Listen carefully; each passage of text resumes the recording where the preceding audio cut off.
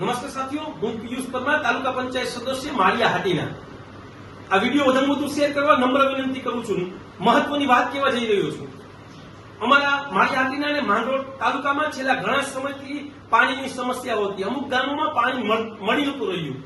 જ્યાં ગામમાંથી ફરિયાદ આવી, શેખપુર ગામમાં હું જય અધિકારીઓને કહી અને પાણી તાત્કાલિક ધોરણે ચાલુ કરાયું.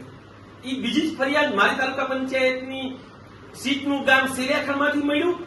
ત્યાં છેલ્લા 2 મહિનાથી પાણી નતું મળતું. અધિકારીને કહીને ફોન કરી અને અધિકારીને વિનંતી કરી અને પાણી ચાલુ કરાયું.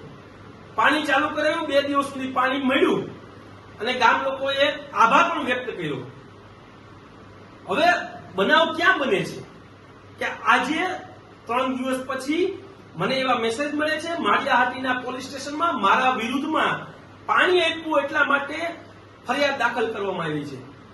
હું ગુજરાતની જનતાને પૂછવા માંગુ છું કે આ પાણી આપવું કોઈ ગુનો છે?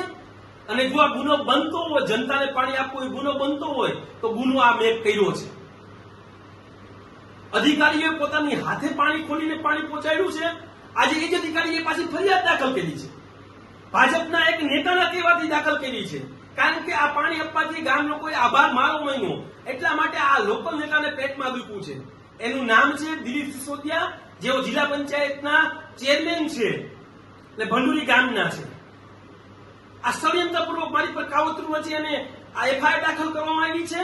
હું પોલીસ પ્રશાસનને પણ કહેવા માંગુ છું, આની પહેલા પણ મારી વિરુદ્ધમાં એક ખોટી ફરિયાદ દાખલ થઈ હતી. મેં તમને પુરાવા આપ્યા છતાં પણ પુરાવા ન લેતા. અને ખાસ કરીને આ હું ગૃહમંત્રી શ્રીને પણ કહેવા માંગુ છું, આ જ રીતના જો મારી પર એફઆઈઆર દાખલ થતી રહી તો જનતા માટે અમારે કેમ લડવું? અને મારો પણ પરિવાર છે, મારે 2 વર્ષની દીકરી છે જે મારા વગર રહી નથી શકતી. દર વખતે આ લોકો લુખાગીરી અને દાદાગીરી કરીને અધિકારીઓને દબાવીને ફરિયાદો દાખલ કરાવે છે. પ્રશાસન શું કરે છે એ જોઈએ છે. બાકી જનતા માટે થઈને પાણી આપ્યું છે, પાણી આપવાનું છે. જનતા માટે થઈને કદાચ જેલમાં હજી બીજી વખત જવું પડે તો હું જેલમાં જવાનો છું. એક આ ફરિયાદ નહીં, તમારે હજી ફરિયાદ કરવી હોય તો કરી દો. અમે એના માટે તૈયાર છીએ. જય હિન્દ, જય ભારત.